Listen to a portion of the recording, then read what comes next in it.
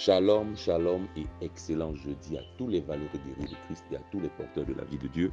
Ce matin encore, nous rendons toute la gloire à Jésus-Christ qui ne cesse de pouvoir. Depuis le début de cette semaine, il ne cesse de conjuguer le verbe pouvoir dans nos vies, dans nos familles et même dans nos ministères. Nous nous sommes totalement reconnaissants. Alors, aujourd'hui, dans le cadre de prière lumineuse, nous voulons continuer avec la grande thématique, les clés pour garder la paix. 2 points, ne pas soupçonner.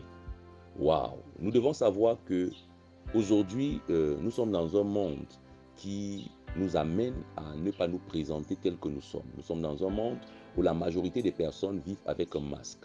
Nous sommes dans un monde où la majeure partie des personnes vivent et se présentent non pas avec leur véritable identité, parce qu'ils se présentent selon que la société veut qu'ils se présentent. Et le complexe d'infériorité et le complexe de supériorité que plusieurs ont entretenu dans leur cœur les pousse à poser des actions qui ne sont pas dignes.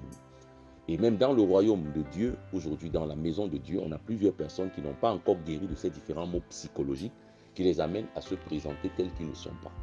Parfois, on se laisse déformer parce que nous voulons être acceptés, parce que nous mendions l'amour. Alors, plusieurs personnes souffrant donc psychologiquement d'un manque de confiance en soi le projettent dans leurs relations qu'ils ont avec d'autres personnes.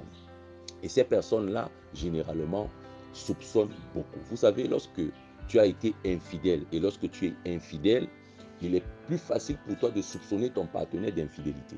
Lorsque toi, tu es un voleur, il est plus facile pour toi de soupçonner quelqu'un de vol.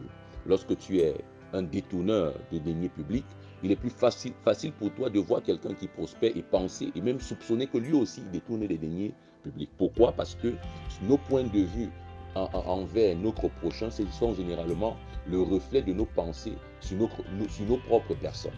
Alors, celui qui passe son temps à soupçonner peut créer facilement un climat de guerre, un climat de frustration dans ces différentes relations. Vous savez, lorsque vous êtes dans une relation conjugale sérieuse et que votre partenaire est sérieux, lorsqu'à tout moment tu passes ton temps à dire je te soupçonne de sortir avec X, je te soupçonne de sortir avec Y, je te soupçonne de me tromper avec X ou Y, vous allez plonger votre partenaire dans un système de pensée qui va l'orienter vers les pensées que vous avez émises à son endroit. Premièrement, et deuxièmement, vous aurez peut-être la disgrâce d'amener votre partenaire à ne plus croire en vous, à ne plus vous faire confiance et parfois à vous tourner le dos. Pas parce qu'il ne vous aime pas, mais parce qu'il est fatigué des soupçons. Bien-aimé dans le Seigneur, beaucoup plus dans le cadre conjugal, dans le cadre professionnel, vous devez également savoir que les soupçons sont des armes que Satan utilise pour amener plus d'une personne à détruire des relations. Vous allez voir, dans certaines familles, on soupçonne X de faire des fétiches, de pratiquer contre la famille. On soupçonne Y de vendre les membres de famille. Et parfois, ce soupçon est d'abord donné dans la famille comme une rumeur et plus tard, ça devient un poison très dangereux. Nous voulons donc prier. Éternel, mon Dieu et mon roi, aide-nous à ne plus être des personnes soupçonneuses.